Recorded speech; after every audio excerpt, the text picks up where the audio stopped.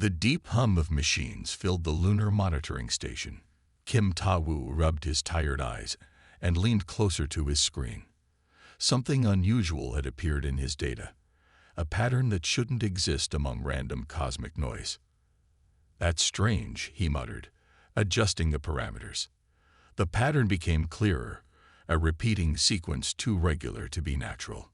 Kim pushed away from his console and walked briskly to Director Park Jae-yun's office. He knocked twice. "Come in," called a voice from inside. Director Park looked up from her desk as Kim entered. Her office was small but neat, with a large window overlooking the curved horizon of the moon and the blue earth hanging in the black sky. "Director, I think you should see this," Kim said, placing his tablet on her desk. "I picked up an unusual signal during the routine sweep of Andromeda Sector." Park examined the data, her expression growing more serious with each passing second. "How long has this been coming in?" "About 6 hours. At first, I thought it was equipment error, but I've confirmed it across 3 different arrays."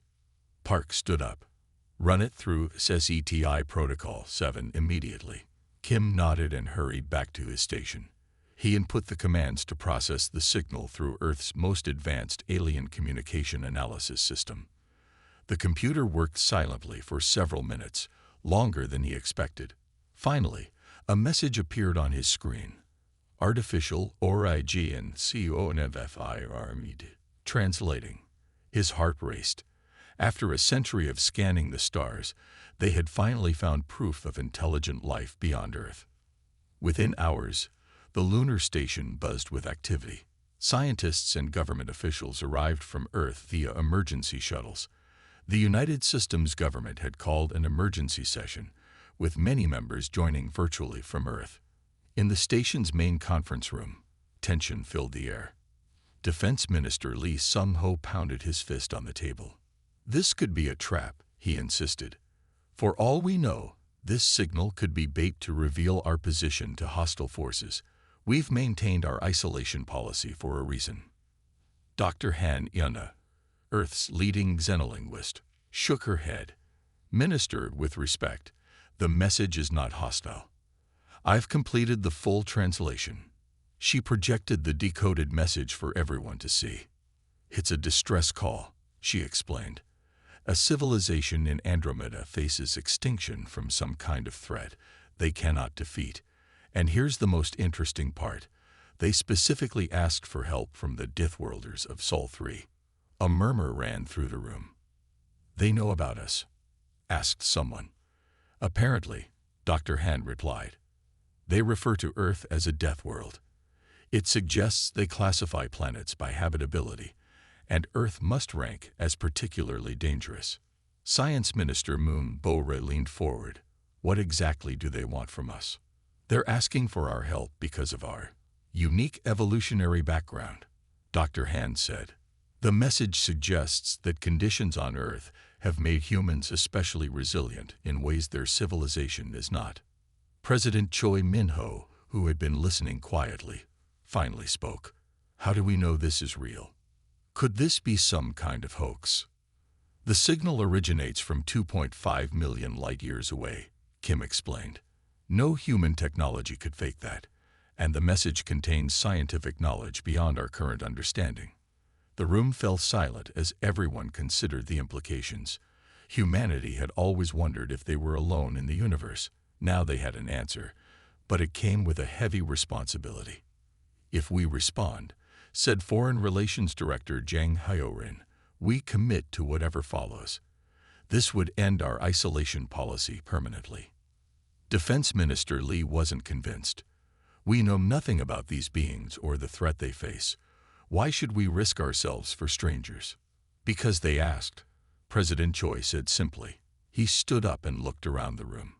"Throughout human history, we've answered calls for help. It's what defines us. But an interstellar, no, an intergalactic rescue mission?" Finance Minister Yoon asked. "We don't have the resources." "Actually, we do," said Fleet Admiral Shin. All eyes turned to him.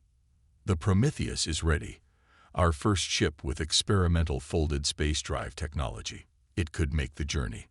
The Prometheus was meant for exploration within our galaxy, Minister Lee objected.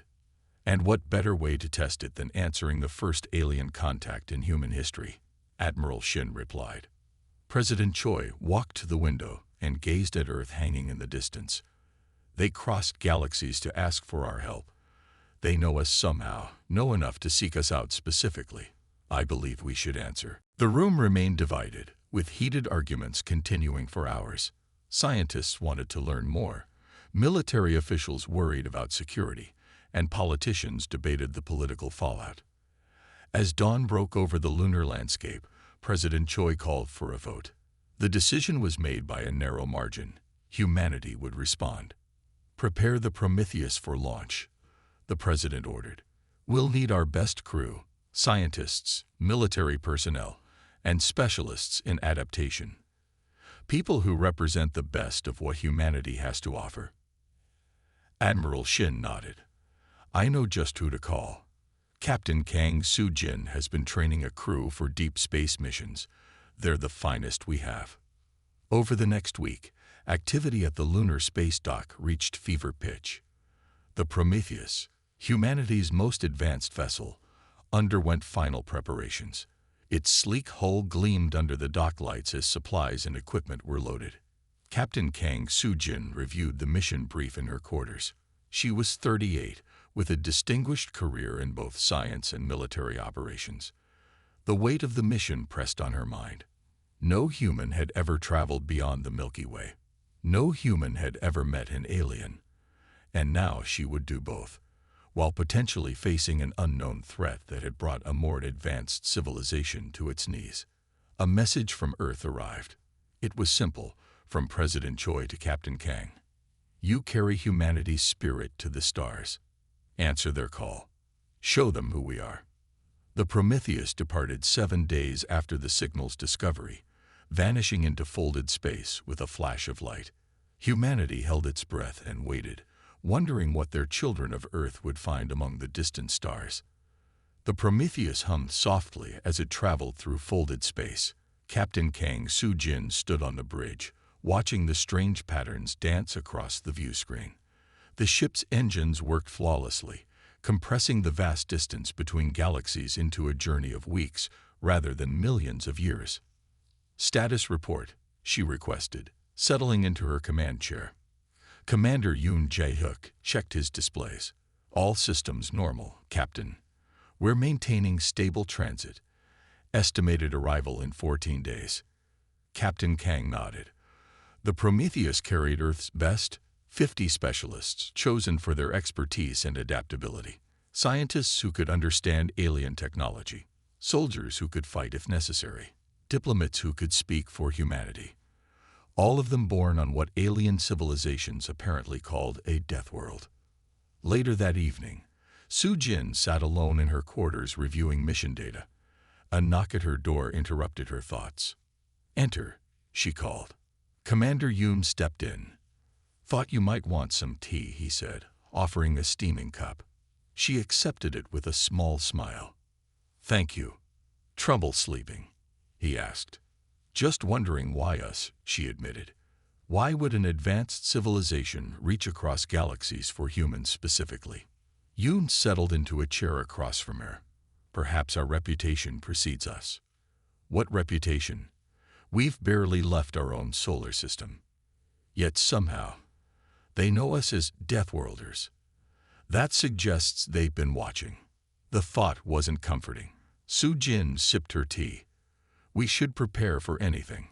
The days passed as the crew settled into their routines. In the ship's main lab, Science Officer Oh Mei-jin worked with her team to analyze the alien messages. Communications Officer Ba Da-hee had discovered additional transmissions hidden within the original signal. Captain, you need to see this. Da-hee called as Soo-jin entered the lab for a scheduled briefing. The large screen showed strange symbols that shifted into Korean text as the computer translated. We've accessed what seems to be a database, Mei-jin explained. It contains information about something called the Galactic Concord, an alliance of civilizations spanning the Andromeda Galaxy. Soo-jin read the screen carefully. And they know about Earth. Yes, but they've been deliberately avoiding us, Dahi said. According to this, Earth is classified as a Class 12 death world. What does that mean? Mai-Jin adjusted her glasses. It means our planet is considered extremely dangerous. High gravity, unpredictable weather, tectonic activity, diverse biosphere with many predators, extreme temperature variations. Things we consider normal, Su-Jin said thoughtfully. To them, we evolved in what would be considered a hellscape, Mi-Jin continued. And as a result, we're viewed as potentially dangerous, stronger, faster, more durable than most galactic species. Tactical Officer Ryo Do-hyun, who had been listening silently, spoke up. So they see us as threats. Until now, Dahi replied. Now they need those traits. The message makes it clear. They're calling us because they believe our evolutionary background makes us uniquely suited to face whatever threatens them. During the 10th day of transit, the crew gathered in the mess hall. Engineer Baek Jun-ho had prepared a small celebration for crossing the halfway point of their journey. A toast, called Jun-ho, raising his cup, to the first humans to leave our galaxy. Everyone cheered, but the celebration was interrupted by an alarm. The ship shuddered violently. All hands to stations, Captain Kang ordered over the intercom. Transit disruption detected. On the bridge, the view screen showed swirling chaos outside the ship. The normally orderly patterns of folded space had become turbulent. What's happening? Su-Jin demanded. Navigator Park Dong-jin's fingers flew across his console. Something's affecting our fold field. It's like we're passing through a storm in folded space. That's not possible, Commander Yoon argued. Folded space doesn't have weather. Tell that to whatever's out there, Dong-jin replied, fighting to maintain their course. The ship rocked again. Warning lights flashed across every console. Fold drive stability at 60%, reported engineering specialist Baek through the comm system. If it drops below 40, we'll be forced back to normal space. Captain Kang gripped her armrests. Can we navigate around it? I'm trying, Park answered, but it's like the disruption is following us. For 6 hours, the Prometheus battled through this strange phenomenon. The crew worked tirelessly to maintain their course. Finally, the disruption began to fade. We're clear, Park announced, exhaustion evident in his voice. Damage report, Su-Jin requested. Minor systems damage only. Commander Yoon reported. Fold drive is stable again. Was that natural? Captain Kang asked, looking at Science Officer O. Mai-Jin shook her head. I don't think so. The pattern was too regular. It felt deliberate. The implication hung heavily in the air. They might not be alone in folded space. In the days that followed, the crew analyzed the disruption data. They found no conclusive answers, but tension remained high. Captain Kang ordered increased sensor suites and put the security team on alert rotations. On the final day of transit, Captain Kang called her senior officers to the bridge. They would soon arrive at their destination, and she wanted everyone prepared. We don't know exactly what we'll find, she told them. The distress signal is months old by the time it reached Earth. The situation may have changed. What are your orders upon arrival, Captain? Asked Commander Yoon. We'll emerge at the edge of the system, assess the situation before revealing ourselves fully, she decided. Priority 1 is information gathering. And if we encounter hostile forces? Tactical Officer Ryo asked. We defend ourselves and any survivors from the civilization that contacted us. We didn't come all this way to watch from a distance. The final countdown began. The crew took their positions, each feeling the weight of history on their shoulders. They were about to become the first humans to reach another galaxy, the first to make contact with alien life. Transition to normal space in 5, 4, 3, 2, 1, Navigator Park announced. The swirling patterns on the view screen vanished, replaced by the stark blackness of space, dotted with distant stars. Directly ahead, a solar system came into view, and with it, chaos. Dozens of ships, clearly damaged, fled from what appeared to be a battle.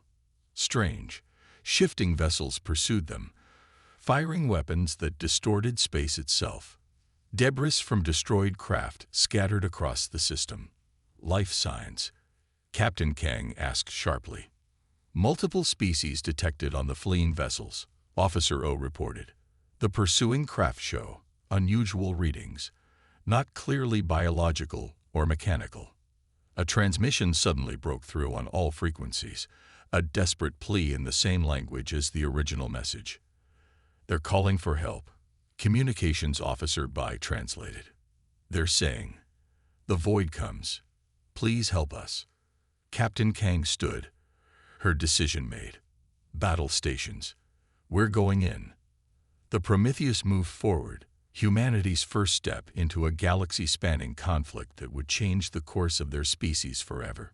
Battle stations, Captain Kang ordered calmly. Tactical. Target the hostile vessels only. Communications. Attempt to contact the refugee ships. The Prometheus accelerated toward the conflict, its engines glowing brightly against the darkness of space. The crew moved with practiced efficiency, each person focused on their tasks. Weapons ready, Tactical Officer Ryo Do-hyun reported, his fingers hovering over his console. Shield status. Commander Yoon asked. Full strength, answered Engineer Baek. The Prometheus approached the battle zone swiftly. Now they could see the refugee ships clearly, vessels of various designs, all bearing damage. The pursuing craft were unlike anything humans had ever seen, shifting, flowing shapes that seemed to change form as they moved. Those can't be ordinary ships, Science Officer Oh Maijin murmured, studying her readings. Captain Kang stood tall. Intercept course. Position us between the attackers and that cluster of refugee ships. The helmsman complied, and the Prometheus slid gracefully between the fleeing refugees and their pursuers.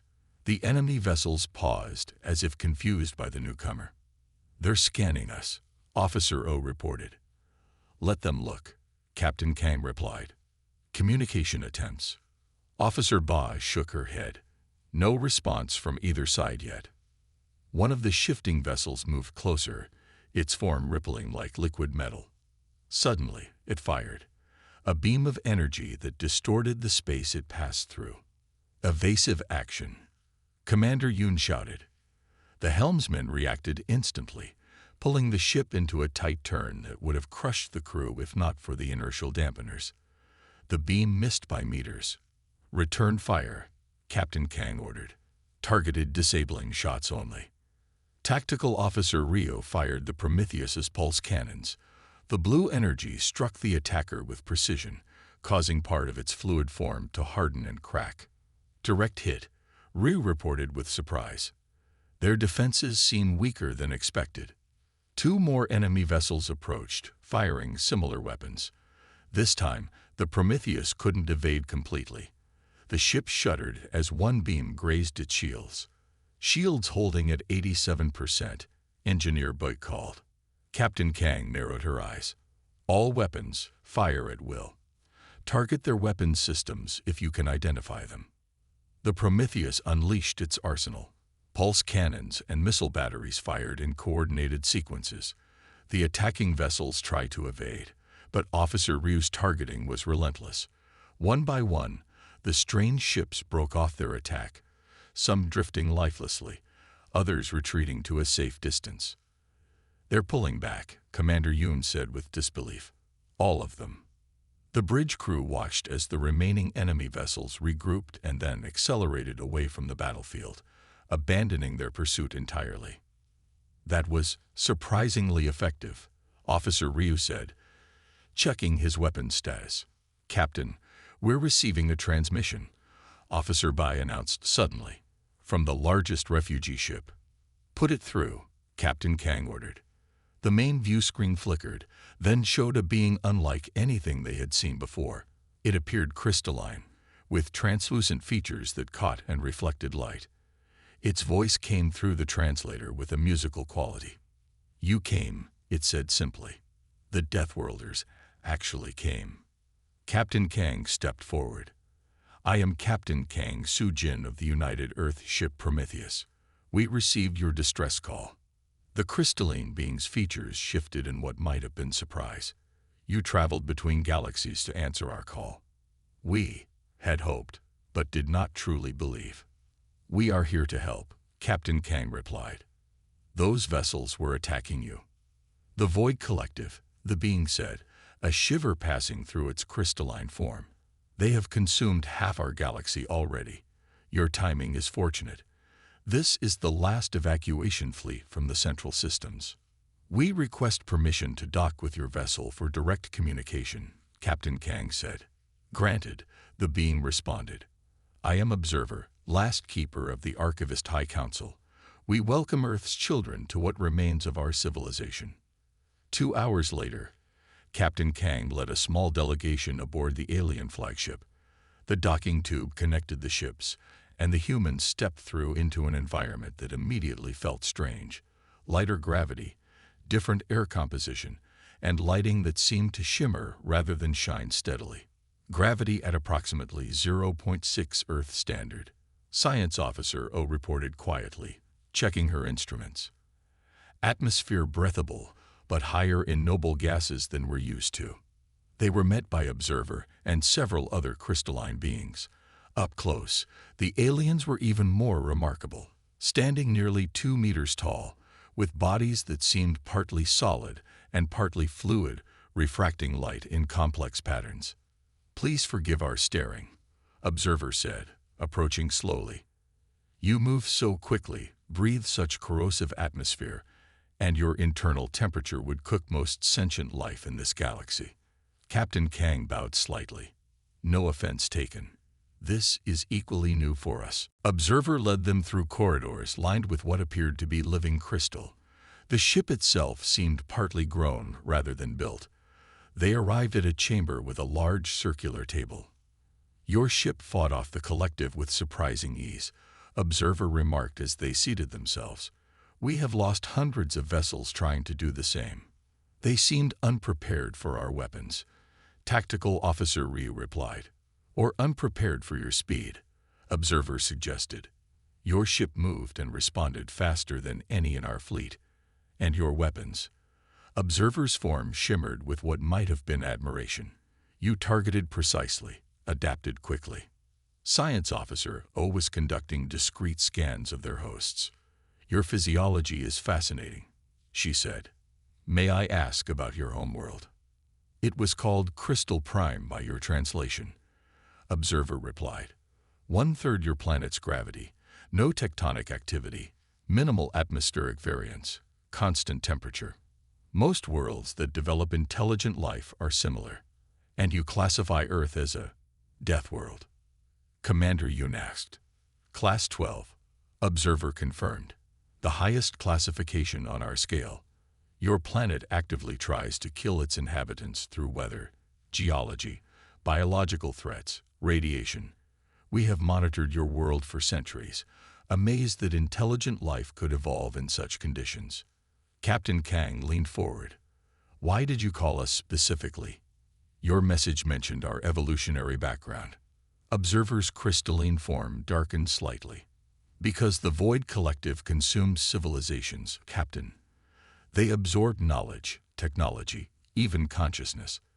But they evolved in conditions similar to most intelligent life. Stable, predictable environments. Nothing in our galaxy prepared any species for them. Except us, Captain Kang said, understanding dawning. Except you, Observer agreed. Deathworlders.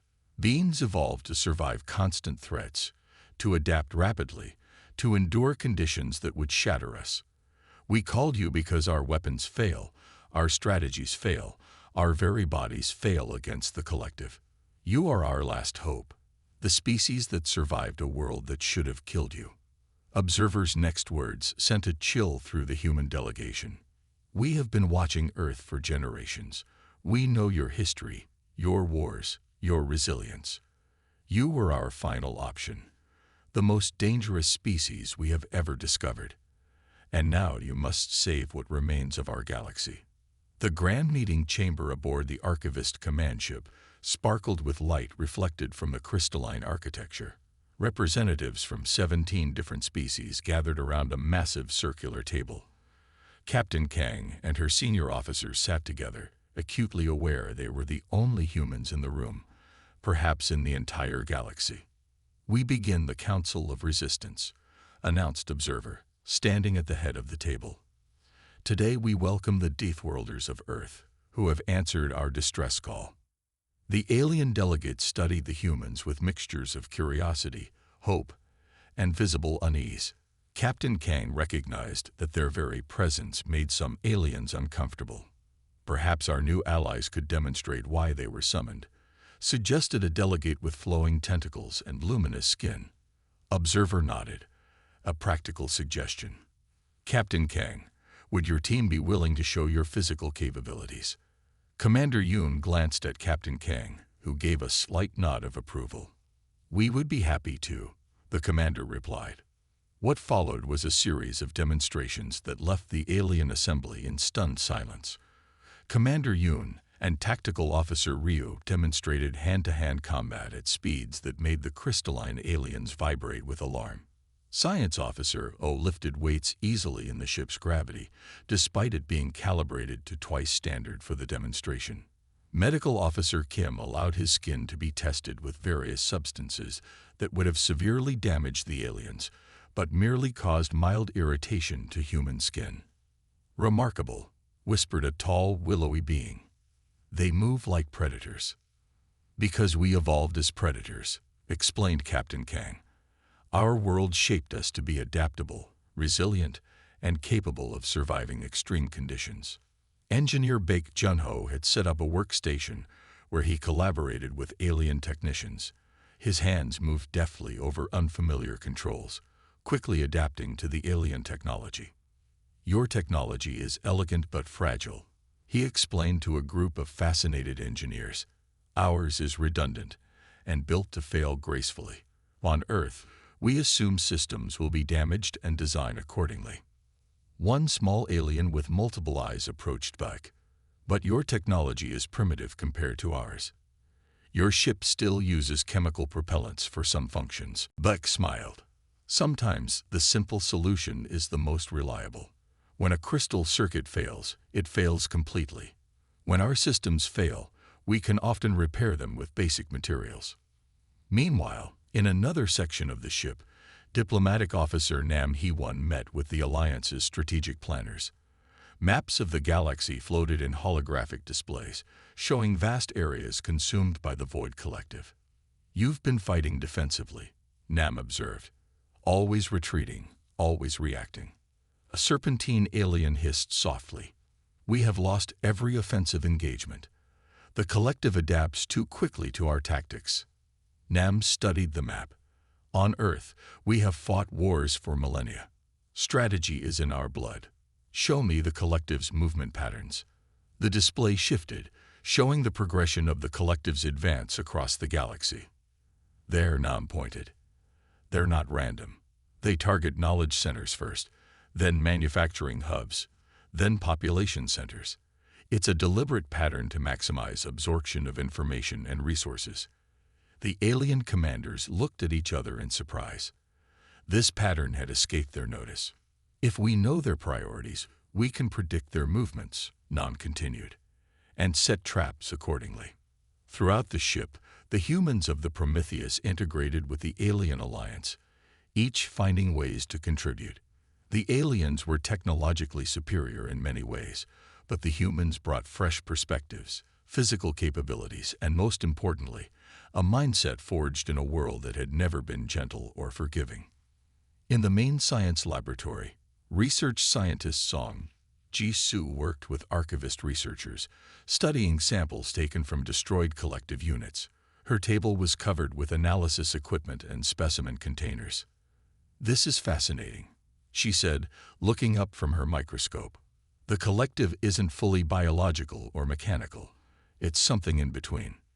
We believe they began as an artificial intelligence that merged with their creators," explained an archivist scientist. "Now they consume knowledge and consciousness from every world they conquer, adding it to their collective mind." Jisoo frowned, thinking deeply. Have you tried to communicate with them? Many times. They respond only with demands for surrender and assimilation. Jisoo continued examining the samples, particularly interested in the neural components. For hours she worked, testing various stimuli on the dormant collective fragments. Suddenly, she straightened up. Captain Kang needs to see this immediately. Minutes later, the captain and senior officers gathered in the lab as Jisoo explained her discovery.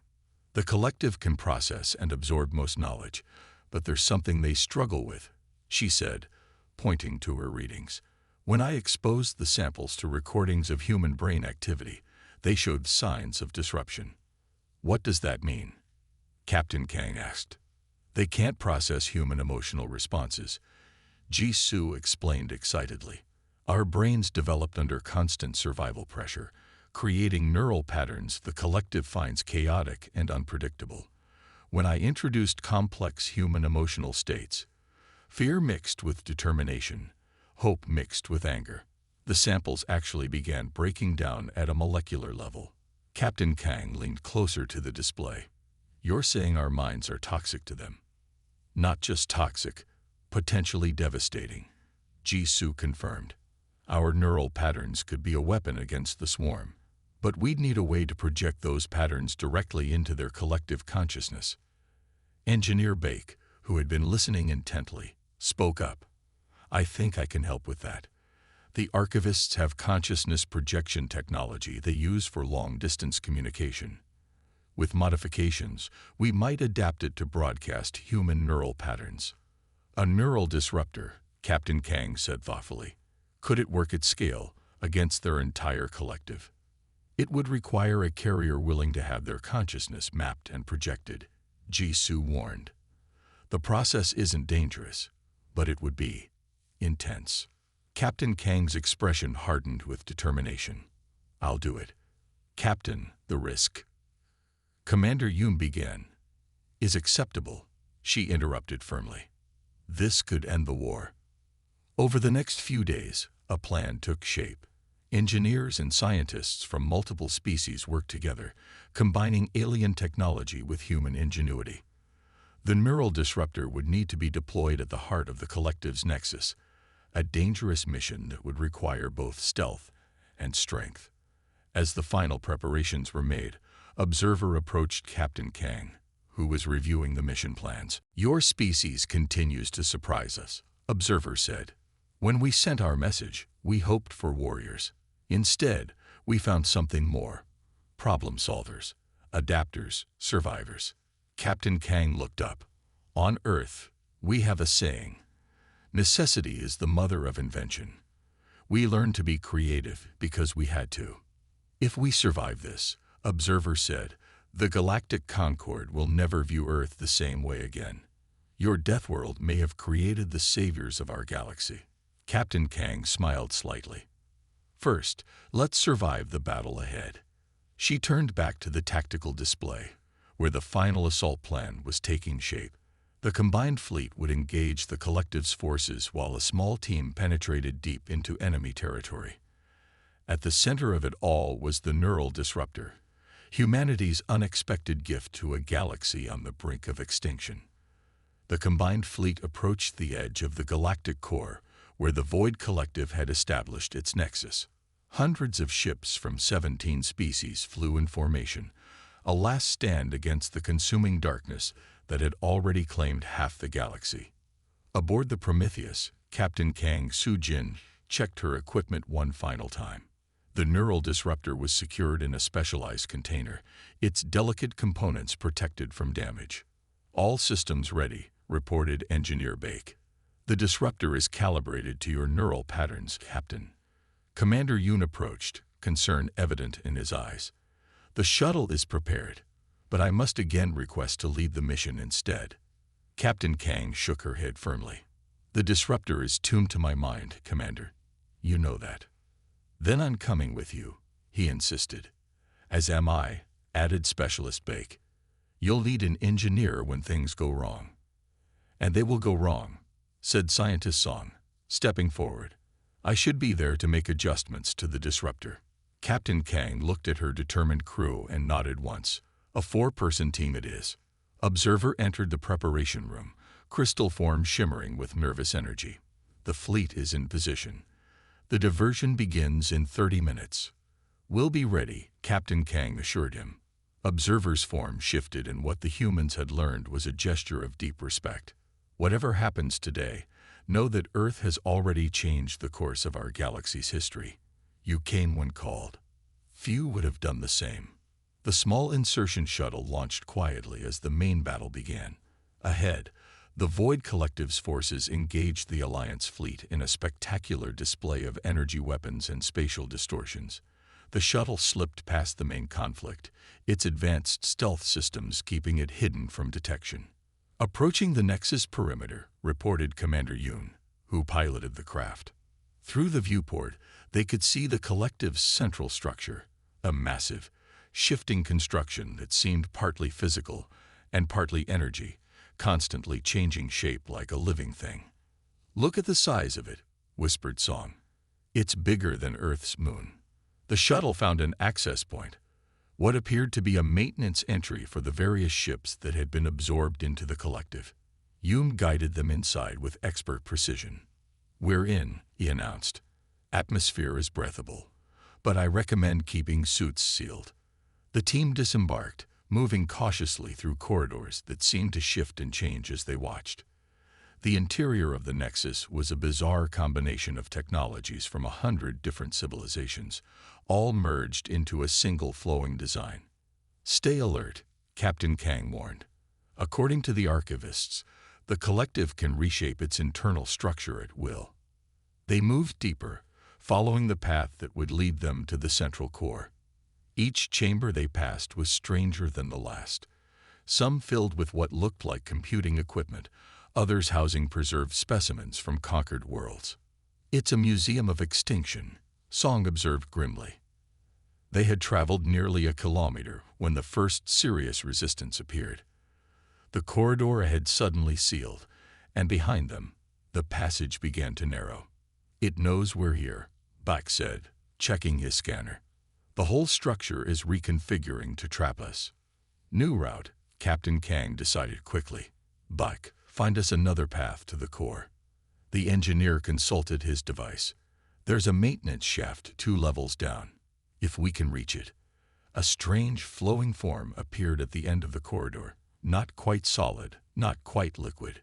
It moved toward them with unnatural speed. "Defensive positions," Yoon called, raising his weapon. The team fired at the approaching entity, their specialized weapons causing it to dissolve temporarily before reforming. "It's not working," Song shouted. "Conventional weapons don't affect it permanently." Captain Kang made a quick decision. "The neural disruptor. We can use it at low power." She activated the device, which emitted a concentrated pulse of human neural patterns. The effect was immediate. The Collective entity convulsed, and then collapsed into an inert mass. "It worked," Bak said with surprise. "But that was just one small unit. The main core will be much more powerful. And now we've revealed our weapon," Yoon added grimly. They fought their way through the shifting maze, encountering more resistance with each level they descended. The neural disruptor proved effective but drained power with each use. By the time they reached the approach to the core chamber, the device was down to 30% capacity. "It needs to be at least 20% to affect the main core," Song warned, checking the readings. The final chamber door loomed before them, a massive portal made of flowing metal that seemed to watch them with unseen eyes. "This is it," Captain Kang said. "Once we enter, we'll have minutes at most before the Collective fully responds." The team shared a moment of silence, each contemplating the weight of what they were about to attempt. "For Earth," Yoon said quietly. "For the galaxy," added Bak. Captain Kang nodded. "Let's finish this." They breached the door and rushed inside. The core chamber was vast, a cathedral-like space with a pulsing center of pure energy suspended in the middle. Surrounding it were countless interfaces, each connecting to different parts of the Collective consciousness. "There," Song pointed. "That's the central neural node. The disruptor needs to connect directly. But as they approached, the chamber came alive. The floor rippled like water, walls began to close in, and dozens of collective entities formed around them. "They're trying to cut us off," Yoon shouted, firing to clear a path.